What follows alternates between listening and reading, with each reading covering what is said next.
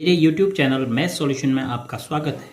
यदि आपने अभी तक चैनल को सब्सक्राइब नहीं किया है तो प्लीज़ चैनल को सब्सक्राइब कर बेल आइकन का बटन जरूर प्रेस कर लें, जिससे कि गणित के किसी भी प्रश्न पर बनने वाली वीडियो अपलोड होते ही नोटिफिकेशन के द्वारा आप तक शीघ्र पहुंच जाए।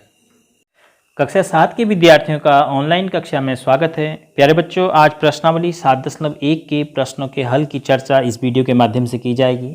तो आप ध्यान से वीडियो को देखिए और समझने की कोशिश कीजिए कि किस प्रकार हम प्रश्न संख्या 1, 2, 3 और 4 को हल कर रहे हैं। सबसे पहले प्रश्न संख्या 1 है, निम्न कथनों को पूरा कीजिए। दो रेखाखंड सर्वांग होते हैं यदि।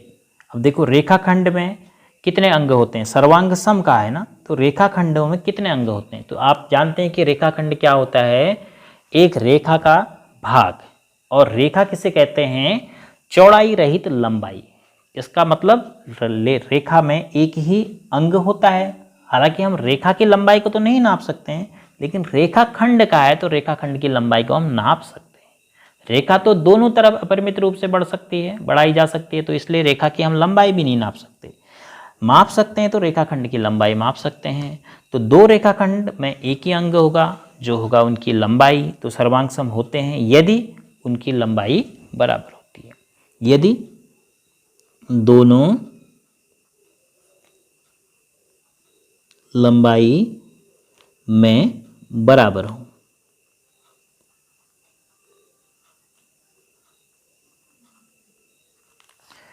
दो सर्वांगसम कोणों में से एक की माप 70 अंश है, दूसरे कोण की माप कितनी होगी?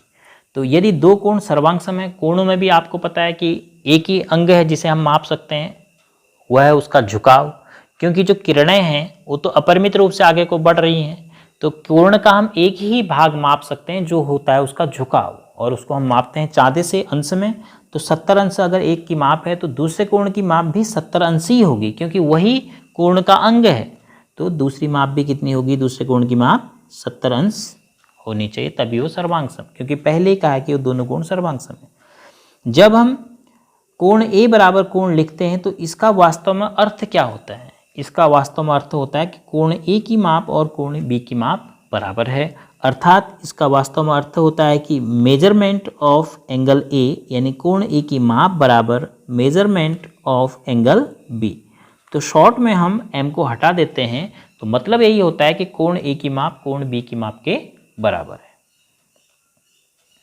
अब प्रश्न संख्या 2 है, वास्तविक जीवन से संबंधित सर्वांगसम आकारों के कोई दो उदाहरण दीजिए। आपके जो वास्तविक जीवन से संबंधित कोई भी दो उदाहरण आप सोचिए कि आपके किचन में, आपकी रसोई में ऐसे मिल सकते हैं, आपकी किताब में ऐसा मिल सकता है, आपके ज्योमेट्रिकल बॉक्स में ऐसा आपको मिल सकता है। तो ऐसे बहुत सारे उदाहरण हैं जो आप लिख सकते हैं। तो नंबर 1 आप लिख लीजिए, एक ही पुस्तक के दो पृष्ठ। एक ही पुस्तक के दो पृष्ठ। दूसरा आप अपनी पढ़ाई से संबंधित लिख सकते हैं, एक ही खांचे से बनी दो पेंसिल। अगर एक ही खांचे से बनी है तो दोनों पेंसिल क्या होंगे? एक दूसरे के सर्वांग सम होंगे। अब किचन में अगर आप जाते हैं तो एक ही खांचे से बने हुए गिलास हो सकते हैं, एक ही खांचे से बनी हुई थालियां हो सकती हैं। प्रश्न संख्या 3 है, यदि सुमेलन ABC FED के अंतर्गत त्रिभुज ABC त्रिभुज FED के सर्वांगसम का चिन्ह है, सर्वांगसम हो तो त्रिभुजों के सभी संगत सर्वांगसम भागों को लिखिए। यदि यह सही लिखा गया है, ABC FED ये सुमेलन सही है, तो हम त्रिभुज के सभी संगत सर्वांगसम भाग को कैसे लिखेंगे? देखो, त्रिभुज में 6 भाग होते हैं, इसमें भी होंगे और वो इसमें भी होंगे। तो इसके 6 भाग इसके किन 6 भागों के बराबर रहेंगे, वही भाग संगत कहलाते हैं। तो सबसे पहले अगर हम कोण की बात करें तो कोण ए जो है, कोण F के संगत होगा, कॉमा कोण B जो है कोण E के संगत होगा, और कोण C जो है वो कोण डी के संगत होगा।